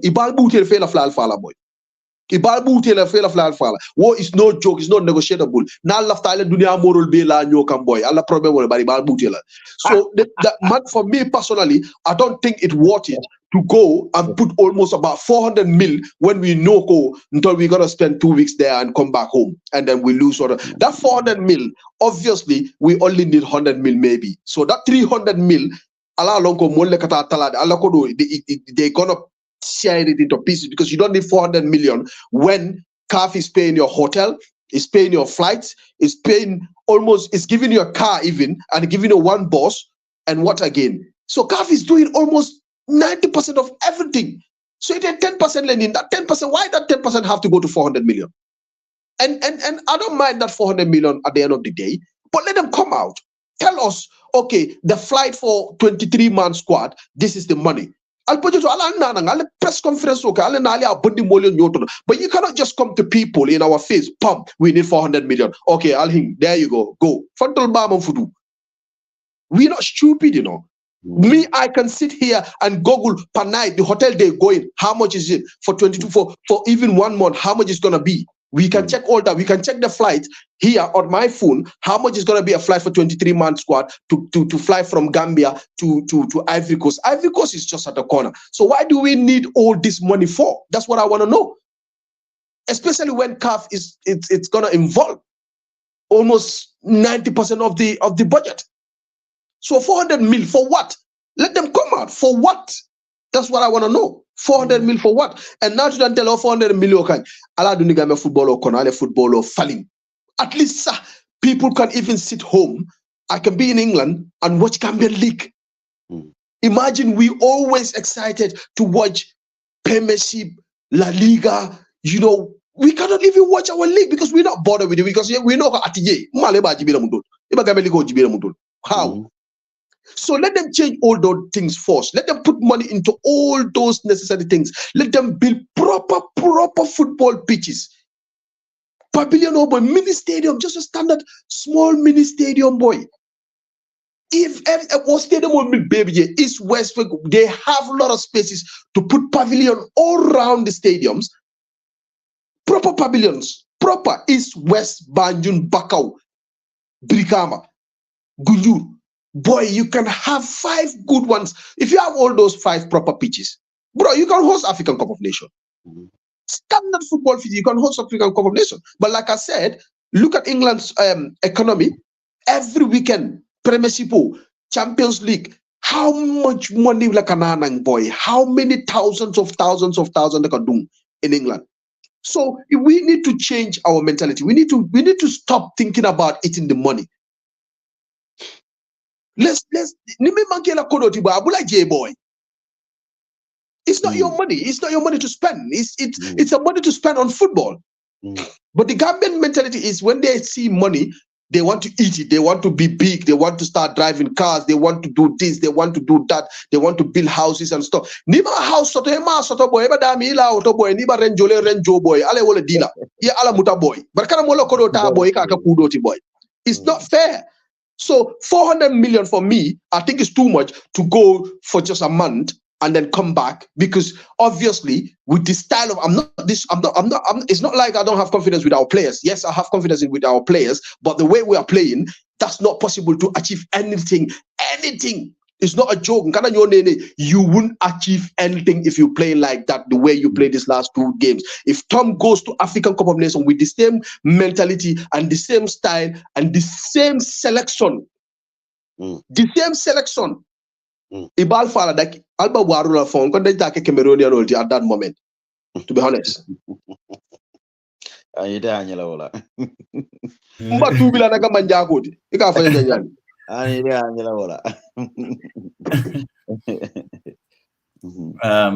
Yeah. As I come back to you, similar question, but obviously you did mention countries like Guinea-Bissau, what's the name again? Cape Verde, is it Mauritania? These are countries, like you said, that Gambia used to have a very good record against, and obviously at the time, I don't know, Coach Ibi would be in a position to tell me whether it was down to only talent or whether it was down to better structure. But what I can actually tell you now is that they have better structures than we are. And that is because they've sort of took their time and then went back to the drawing board and then get things in order. And that's why they are consistently going to the AFCON. With what the South African coach said, would you see that as a fair statement? Would you say it's fair, it's actually fair that countries that cannot play in their home countries should not be allowed to go into other, international tournaments because they need to sort themselves out so that they are able to?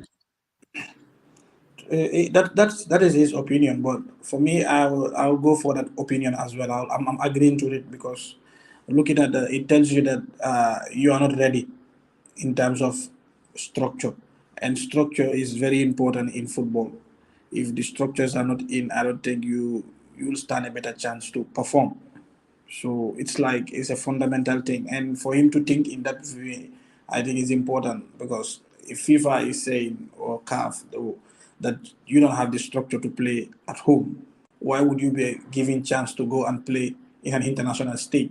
That means you are not ready at all. But for me, what Baba was saying in terms of the money that is needed as well, you know, for me, accountability is everything for me. I want people to come out and tell us how much they've been spending. Like we have seen the test game they had in Morocco when everyone was talking about the budget, the amount was too much, but none of them came out to tell us this is how the money was spent, this and that. Even though they said Morocco was giving them subvention on the stadium and other facilities. So that's why they didn't go to Senegal, but they went to Morocco. So why would we spend that money then? So was the subvention by name only or what?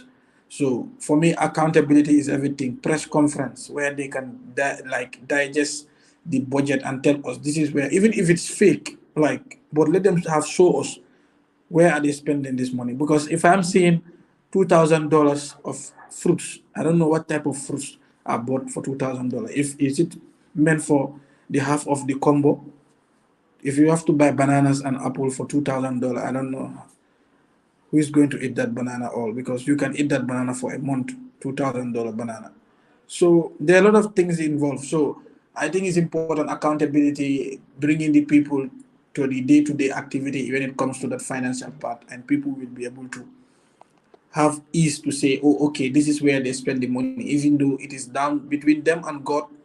And after all, we all know the mentality they have, that is, they want to make sure that they have. How many people will be going to this AFCON? Right now, there's a lot of lobbying from all sectors. Think about anyone who wants to go is trying through. If you have connection in the ministry, you are doing finding a connection there. If you have connection in the GFM, you are finding a connection to go. But do you need all those people to go? What is the purpose of you going? You need to ask that question to yourself. If I'm going, am I going to play a part?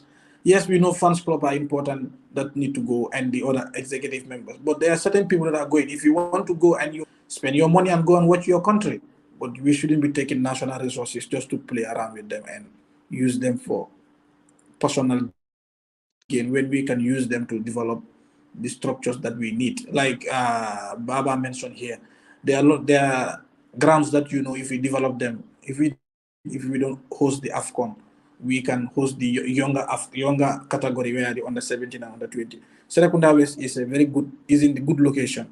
You go to Busumbala, Farato Busumbala. There's another ground there. If you have 10 of those developed well, I don't think there is anyone who is going to challenge, because if those parks are developed, then that makes it easier for people to go and perform there. So, and the surrounding, even when Gambian is playing football in like the national stadium, a lot of women do make money out of it, selling banana water. Like a lot of people go there to sell to gain something. So they miss that. Everyone is waiting for that to come back. These groundnut sellers, our these old lady, everyone. So football brings a lot of money, whether directly or indirectly. So, but it has to be from the people that are up there to think in a visionary way to make sure that they think about the future. That's my only concern for me, to be honest. Okay. We've got Chair Mosise wanting to play for the national team. Okay. um, yeah. So, Coach. Obviously, this would sort of wrap it up after. I think we just wanted to go under 2 hours, and we're nearly 1:34. So, you've had this statement with the South African coach. Do you think it is a fair statement? Um, would you buy into the idea that if your country is not at a certain level in terms of infrastructure, Should they be allowed to focus on something bigger, or should they just focus on, the basics, and the basics of having a proper football pitch, which I think, before you play football, you need a football pitch, you need the ball and all that thing. But if your country is unable to provide those things, is it only fair to say they shouldn't be allowed to play at international level, or is that just something maybe that it's not fair on that team? It doesn't matter where you play your home games, as far as the fixture is respected, then you should be allowed to go into any international tournament that you want.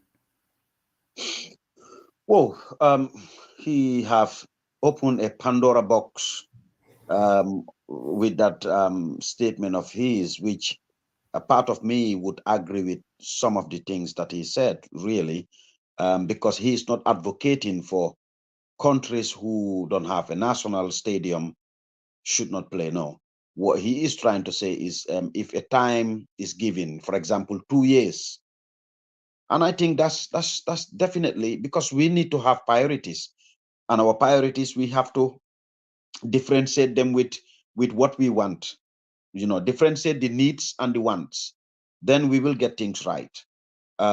If all the African nations, and which is true, they have in subvention from FIFA, and from here and there, CAF also do chip in so many things with every single federation in Africa.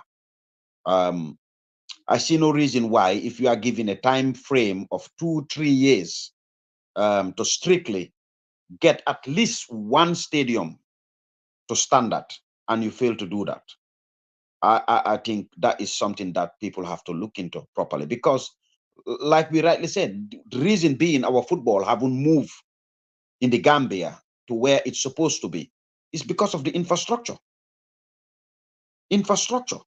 So it's a difficult one to say, oh, well, Gambia will be out, we won't be. Yes, there was a time we were suspended. We didn't play international football for more than 2 years. Yes, that happens, not once, not twice, back in the day, for not meeting certain criteria or for doing certain things, government interference, and well, that's for another day. But yes, these things do happen. But I think it's something that definitely we should be thinking about, subscribing to that idea, because it's something that is going to move the continent forward when it comes to infrastructure, where the federation or FIFA will say, well, we are giving you money.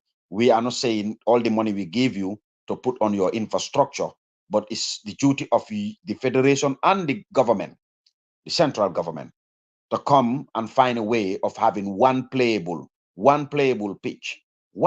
Just one. If you have 10, that's good, but just one in 2 years or 3 years. Bro, if you are serious to move your football, you will definitely have that. But if you are not serious to move your football, you won't have it. Listen, there is no country in Africa that is poor. It's as simple as that. No country in Africa that is poor. Every single country in Africa, including the Gambia, have natural minerals that can develop their people. We underestimate our groundnuts. Look how much countries now producing peanut butter, how much millions, billions they are making. And that was the first thing that God blessed the Gambia with. And then it blessed us with our river. So we have plenty of things to do between the federations and the government to collaborate and tap from our resources and do something. But when you have a group of people who are brain dead leading you, then you are in trouble. You are in trouble, because we don't have many people who are great thinkers. We don't. The great thinkers are not being given the opportunity to lead. So the people who are having brain dead, these are the people who are leading us, and they don't want the good thinkers to come up with their advices, their opinions, their ideas. They will shut you down because they feel threatened of their positions. But it's only right for every single country taking part to have a national stadium that is properly done. Properly done. Because imagine, for how many years Gambia is playing away? We don't have no home games. All the games we are playing is away games. The Gambian public is suffering. The economy is suffering. Imagine how many people used to come to that stadium selling their stuff, making money, and this money stays in the Gambia. How many hotels have to host guests and they're making money from this side? And we lose all these things. We lose it. But the problem, like I said again, because the vast majority, we are not honest with ourselves. If you are not honest with yourself, you will never be honest with the mass population. You will never be. You'll never be, because this is what we have. And when you say these things, they say you are attacking me, you are attacking us, you are attacking me, you are attacking us. No, we just speaking the facts. It's the truth. I am not here to come and attack anybody. I don't need anybody's job. I have a very, very, very good job. Alhamdulillah Rabbil Alameen. I thank God for that. And I don't envy them in their jobs. I was there before them, if anything. So I don't envy them. But the truth is, we have to speak the truth if we want to move forward. And there's no point of pushing and fighting, arguing. Makes no sense. But we should be open to ideas. We should always be open to ideas. We should be respectful to each other. Come with your opinion in a respectful way. Come with your ideas in a respectful way. And we should have this dialogue. But Africa should be ready to move on. If a country cannot afford in 2 to 3 years can have a playable stadium for football, that country should not take part. I agree. Should not. Because you are not taking your people seriously. It's as simple as that. Yeah, thank you. Baba, final words. But then I just want to put this question as well, because why is this? If you look at countries like Sudan, for instance, they play in Libya. Most of these countries that don't meet these requirements for these stadiums normally play in their neighboring countries, and that actually facilitates fans traveling to watch, and it does help. It may not be full-on home game, considered full-on home game, but at least it does help some football fans to see their players. Why do you think the FA are not doing that in terms of just going to Senegal? At least you can have. I think they don't care. They don't care about the fans. They don't care. All they care is about themselves. If you look at the FA, the people that are running the FA, they already developed individually. It will be developed. Ku nekkoon si sala cabinet léegi mu ngi si taax. Ku nekkoon si moto bu ndaw léegi mu ngi si 4-wheel. Why ñun ñuy play si grass bu wow ba léegi ñu ngi play si grass bu wow. If you understand what I'm trying to say. So they developing individually. Ñoom ñu ngi develop, they go in, ñoom ñu ngi develop, they developing, but the football or the pitches or whatever you're talking about, it's not going anywhere. We're not having pitches and everything. And I'm with this guy. Let them ban Gambian ban. Let not even have away games or whatever, because there's no point having away when we cannot have fans going. For them, it's easier to go to this long distance because of the money that involves with. If I'm a football federation president or I'm a football federation member, bro, it would be easy for me to be like, Senegal, let's do other boy traveling ka jam for back, boy. Kata for Tanzania, jana boy. Ujam for boy is better. Let's go to Senegal. Just here, it's just 1 hour, 2-3 hours. We're in Senegal. You know what I mean? But no, it's not your money, and the money that involves it, you need to have something in that money. Because if you, like I said, if we were saving money, or if we want something, because the money you're gonna spend to go to Tanzania, Morocco, if you put half of that money into stadiums, we will have 3 to 4 stadiums. But now you're spending all that money to go to this long distance. If you were spending 10 million to go to Morocco, Nikata Senegal, it might cost you 2 million. So you're saving 8 mil. You're saving 8 mil. So why not? But no, you might just that 8 mil for you just blow it out there and go and enjoy our money. It's better than to save money. There's no thinking about saving money or saving even our own football, because you need the fans. Respect your fans. That national team, go and ask the fans when last did they have they seen their national team. When last have they seen their national team players? They only see them on TV or whatever. You cannot even see your national, because if you can ask they will meet in Morocco or Burkina Faso or whatever. They take a flight. they go and play football, and then that's it. When they're ready, everybody will go to your own place and then back again. And then the Gambians will go to Facebook Live or Instagram Live, or you will search. When Gambia is playing every game, I will have messages. Baba, can you help me the link? Baba, where can I watch Gambia? Baba, for the matter is a shame. Baba, where can I watch the game? Baba, can you send me the link? Baba, can you help me? People are going to Facebook Live. People are streaming different streams. We are struggling to even watch our brothers playing. Their moms and dads there in Gambia, they can't watch their own kids playing football.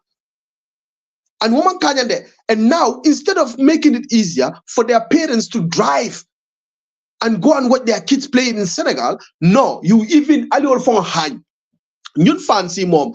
If you don't worry about those fans, but their parents.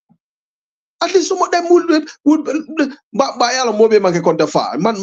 dad would even go all the way to Guinea-Bissau to go and watch me. And I better Santo Kamba over name boy. You know what I mean? Yeah, but maybe some of these parents, they wouldn't like to go, because sometimes when your son, like say for did, you know what I mean, a good match sort of, and you're banning a baba seating, so the mom couldn't take it. So maybe some moms are like that. But my dad wouldn't.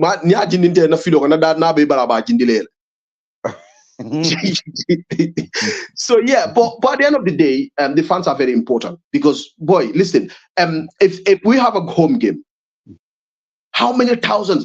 I heard that this stadium now, this new one they're building, it almost about 30 to 35. I will for Kunu, 35. I will for 30 to 35 capacity. The stadium, the new one. Okay, so 30 to 35. How many thousand lo what you over do economic and like EB said, EB boy Newtown boy dolaka tia wafi boy tia farfor boy tia ila ruo. What bola get the safo boy sokana molka kiule. Even the get the staff is $2 is 2 yeah. But it's something else. You always want the second half to start, and then you go and get that get the staff boy. So all those people are making money, and Abiba economic when Gambia is playing, you the second half was Taylor was some boy. Yeah. So how many, like now 30,000 people will be a Tungo Stadium motor. What is money me aloko is gonna go to the federation. So that money can be, that money can be built or can build a standard football training ground or something. If you have 6-7 games and you're collecting how many hundreds of thousands, you will make money. But at all, what be for you're not interested in all those things. All you're interested is to go away, get padium, get traveling allowance, and everything. At least if you're going to Senegal, you might say, okay, we with the federation, no one is getting much allowances or traveling allowances and so, because Senegal is just at the corner here. Let's save that money, and then we can do something with that money we develop. But you don't have people that thinks like that. You have people that thinks about themselves, that want to upgrade themselves. Because if you have football loving people, they wouldn't sit and see Gambia struggling away for so many years. For me, the idea of us Yamban, not even Tanzania, Yamban totally. Let us concentrate in Gambia. No Yamban boy, not even Tanzania or away Morocco. You will make it easy because Ibi, they would care less about fixing the field. Imagine they said July, they said August. They said, so now you don't even know when the stadium is going to be ready. But if near logo say when they know they ban us totally. Now we depend on it all depends on that football ground. Bro, they will do everything to try and sort it out. But once we have option of going away or going to play these places, that places, they're still not gonna fix it, because it'll advantage them to go away. It's an advantage for them to go away so they can make money. It's about just to make money. Like he said before here, and that Babukar Kabara is there at Facebook. You cannot even market anything for the federation. Federation to sell Gambia's jersey, you have if I call Germany now, someone will sell it to me and send it to me. If I call Brikama sign Gambia jersey wafi, the Gambia jersey dunia beka wafi, and that jersey should be in the federation. Anyone that needs that jersey, go to the federation and they will sell it to you, so that it can as a nafano. But I'm more bekede. I be have a Facebook. I told them I'm more jabo. All the Facebook page for it become boring because no one follows GFF face because there is nothing that you will wish players happy birthday, happy birthday, happy. Is that a page? I talk a player wish happy birthday, la boy. Page auto. You wish players happy birthday, abanda. So you ask you and you're saying you're a media officer at the same time you are marketing. What are you marketing? What? At all league for you cannot market your own league. Your own league, you can't market it. No, you can't. So we like Ibi said, Nima no atuje boy. All I'm talking here, I don't want to have a palazzo in that federation because I can't. So I cannot be on that administration side. So I'm not talking because I want to be on that administration. But the thing is, we've been into Europe for so many years. So mentality falling with those people there. Yes. In another Gambian or Moela resign because I fail. No, it's not possible. In another Gambian or Moela because no, man, I can't be a coach. I don't have any badge. I don't have anything. I'm not talking to be a coach. So if anyone asks me to be a coach, no, coach. No, coach. You just be honest. But people cannot be honest because involved at EB. So people they're giving them roles and they can't do it. And then sorry, but and then we go back to Gambia. The coaches that are training, T-Boy went to undo the A license and then the pro license. You know, A license and pro license, I can be a TD. It's like technical director because we'll be a course of honor. Yes. Really? Very true. Yeah, you can be a technical director. So okay, so sign. If you have some people like Tibo and them on all, like I was saying, put them into those academies there in Gambia or FIFA Gold Project. So if you go problem about players, like more the problem you're saying about players signing contracts, doing stuff that they don't know, you can teach them all those things in a contract along. They'll know what they're doing. They will teach them. They will be educated. They will know what kind of contract they're signing. Because yes, 2 days ago I heard Chona Samba saying, yeah, most of the time some players will come when there is problem and they start talking to me, but I can't do a lot. And maybe you've gone through that. Players wouldn't talk to you, but not that a fool. You don't call wow, my agent you understand? Because at the beginning, you don't even know what you've signed. So if we have, like I said, T-Boy and them and people that have done A and Pro or UEFA Pro license, and they're in Gambia in those academies, they're teaching these kids when you get to pro how to behave, how to go about pro, what kind of contract you need to sign, what is your rights, mandates with your agent, your rights with your agent, and everything you will know. But like Ibi said, player will just sign it. An agent, I'm a Timo for Bondier, and he agent will the guy sign. But because you don't know, you've not been educated, you don't know. But like I said, when we have like all these A license holders, UEFA A license holders, we put them there from the under 9, for under 17. Let them teach these kids all these things. It's not going to be only football. They will teach them all this. Like I said, if you have pro license made, you can be a technical director. So which means you can educate these kids between them and these agents and everything, so they will know their rights and mandates and everything about understanding it. But they don't. So sometimes you don't blame them because nobody teaches us these things. So now you have opportunities. We have big opportunities. Our time, we don't have players that are having A license or even B for table. But now we have B, we have UEFA A, we have Pro, we have everything. So let's use those weapons. Let's bring this, let's talk to these people that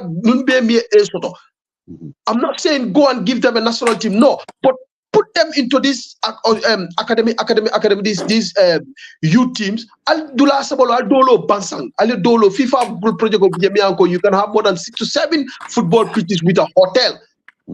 With everything, swimming pool, everything, I'll teacher dealer, I'll everything be dealer, I'll go fele boy. So this can help. But like I said, once we don't Imam ban, you don't ban in Fabut, Yamano Bafaya, Fabut, kind of football or play. ya mole concentrate na country kan. For me, that would be very good. FIFA let them ban us, CAF ban with even U17, U20. Let them ban us because they've done it anyway before. So let them ban us with all these categories and let us focus on our country. We build stuff, we build facilities, we build gyms and training grounds and everything. Look at these pros when they go back home. If you a proper recovery section or funds, because you don't even have those kind of facilities there. We should be having all those big, massive building. Players can go and get our ice cooling now, get our different phone call. We have indoor games. I mean, indoor maybe we don't need it because Gambia is boiling. Yeah, but we should have a lot of facilities where we can, even the pros, they can go and have good proper training session when the season is finished and relax. But we're not building all those things. So once we build our own stadiums, our own hotels, our own these things, now spending is going to be because imagine if GFF near a player but the national team, we pick them from the airport straight to their hotel school or FIFA gold project there, and they live in a nice and 6-star hotel. So we're saving money. But we paying hotels, so they're not gonna. They have the idea to think about that, but no, because the person that is paying the hotels, Obita hotel or invest in 100 million. Whilst the hotel is not even 100 million.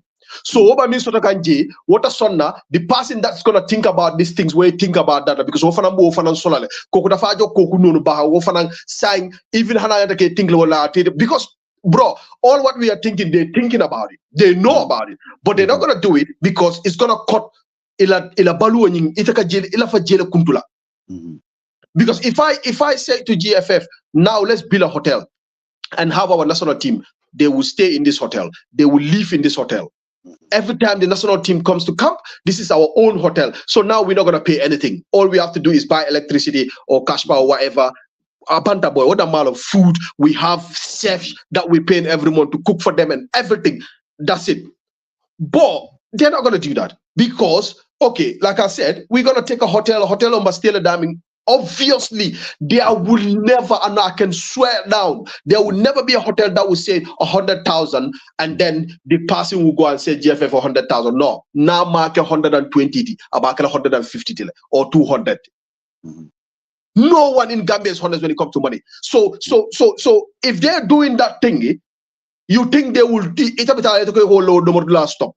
So it's not gonna happen. So again, the countries that we're going away to go and play, it's the same thing. We will tell the how to call it again, the ministry that okay, Tanzania is charging us 20,000. Why Tanzania is charging us 10,000? So you go, they give you 20,000, the 10,000. So actual factor, honest, like EB said, honest. Oh no, this I can't do. To be honest, this is not my role. I cannot handle this. I can't. So very important move. This is a very Gambia. Let them ban us from under 17, under 20, under 20 the senior level. Let them ban us for 10 good years. 10 good years. Nanyapi na football kana falling. After that, boy, they're now overcool because after 10 years we will have more than 16 football pitches, proper standard ones. Because every year FIFA next year. This year, $480 million. So next year, probably FIFA, you're talking about $500 million. The following year, you're talking about $700 million. So every year, 1 million minkata. Boy, na spend football or kunto. Na pitches all dada. Na football infrastructure low. Big nice things and everything. Academies and every boy. Trust me, I swear down before 6 years, Gambia will be. That's what all these teams, all these countries are doing. They were from zero. And now tap yellow cool below. Mauritania came, few young overtake. Guinea-Bissau, few young overtake. Every country, they went past us. Mtolba noto boy. Ikamera molmi alokelo motoma esansoso.